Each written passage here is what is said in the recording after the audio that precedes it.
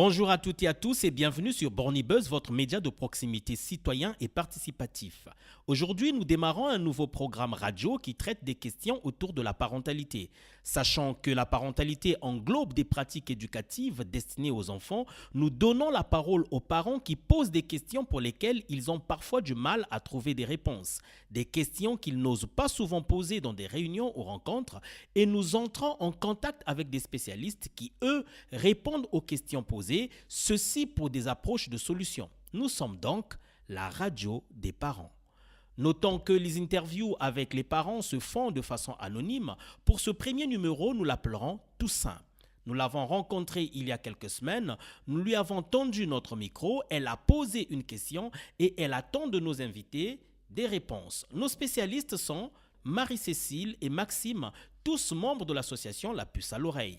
Rappelons que La Puce à l'Oreille est une association des gens qui travaillent ou ont travaillé avec des enfants et leurs parents.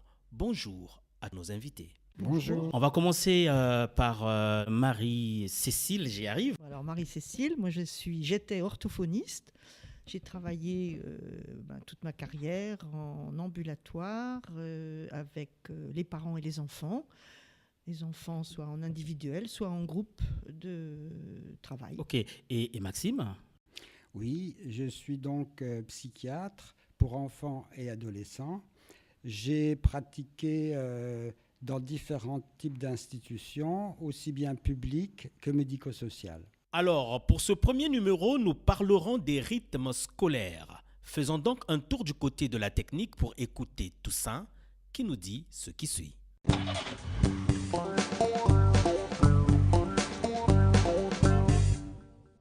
Sur le rythme scolaire. Moi, je trouvais que le rythme scolaire n'était pas trop adapté. Donc ça, j'aurais bien voulu que les spécialistes, maintenant qu'on est, je ne sais plus, à 3 ans, il me semble, comment eux, ils voient le nouveau rythme scolaire. Est-ce qu'effectivement, c'est bien pour nos enfants? Parce que moi, je trouve que c'est pas bien. Mais bon, je ne suis pas spécialiste, je ne suis qu'une maman, mais c'est moi qui suis avec mes enfants. Moi, je vois bien que mes enfants sont fatigués, que le mercredi, ma fille qui est en maternelle, je la mets pas forcément le mercredi.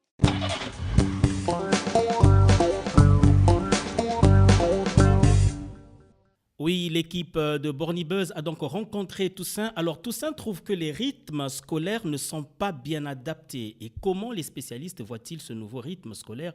Est-ce qu'il est bien pour les enfants? Mais Toussaint voit que ses enfants sont fatigués. On va donc commencer par Maxime. Maxime, que pensez-vous de cette préoccupation de Toussaint?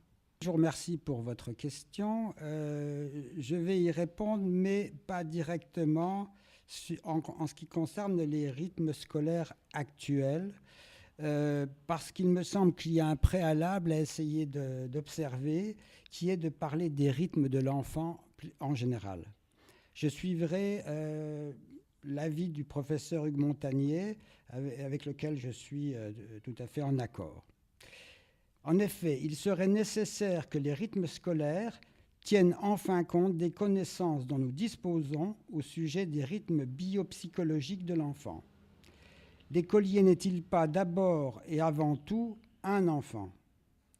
Il existe 2 rythmes majeurs qui influencent les capacités d'attention, de traitement de l'information, de mobilisation des ressources intellectuelles et de communication, ainsi que de la fatigue des enfants. Le premier rythme majeur, c'est le rythme veille-sommeil au cours des 24 heures. Le deuxième rythme majeur est le rythme des fluctuations de la vigilance comportementale dans la journée. Je vous donne une sorte d'exemple. Au cours de la matinée scolaire, la durée maximale de mobilisation des capacités d'attention et de traitement de l'information qui sont tributaires de l'état de vigilance de l'enfant peut être estimée à 2 heures environ chez les enfants de 6 à 7 ans.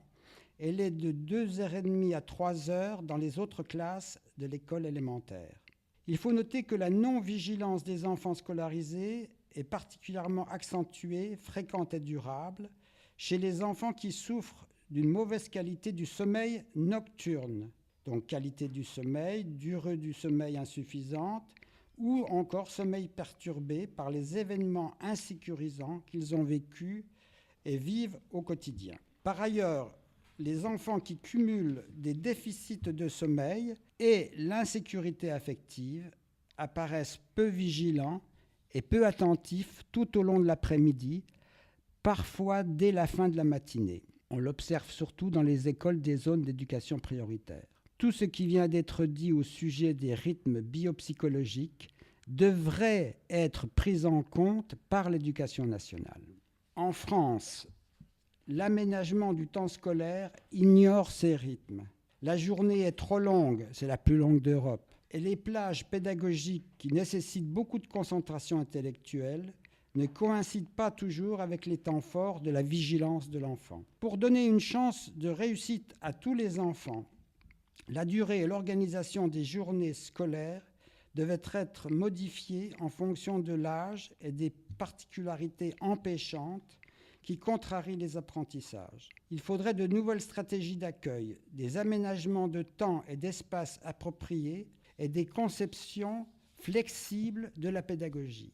On pourrait avoir de vraies semaines scolaires de 5 jours avec des journées allégées, moins stressantes et anxiogènes, mieux structurées et structurantes. Pour ce qui est de la journée du mercredi, le temps du matin consacré à l'enseignement de différentes matières pourrait varier de 2h à 2h30 selon l'âge de l'enfant. Ainsi, la fin de la matinée pourrait être consacrée à la préparation des temps de l'après-midi qui se réaliserait en collaboration avec la mairie, les associations, les clubs, les parents volontaires, etc.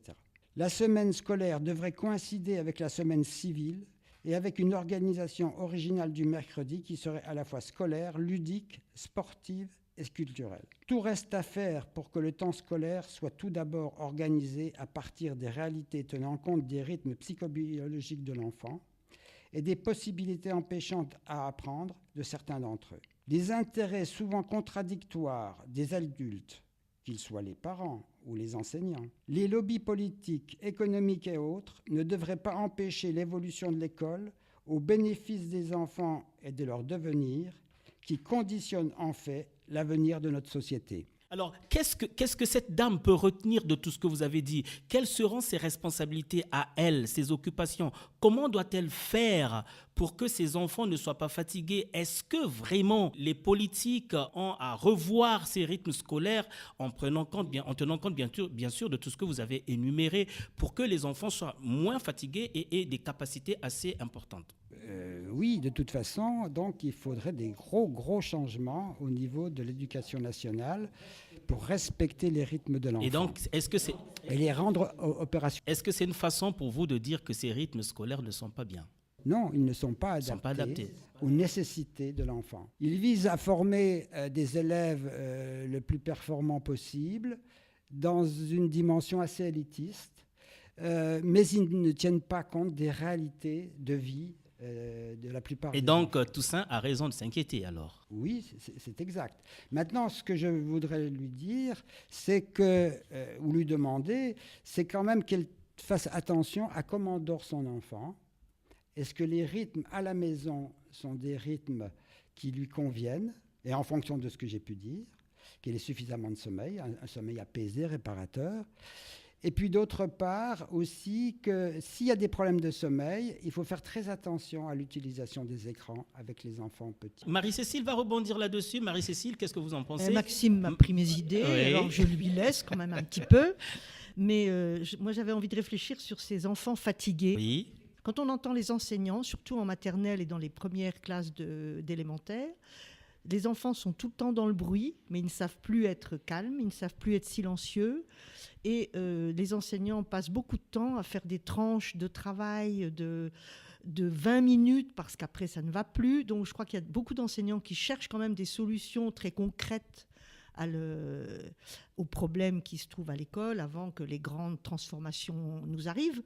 C'est peut-être pas pour demain, parce qu'il y en a quand même beaucoup déjà des essais.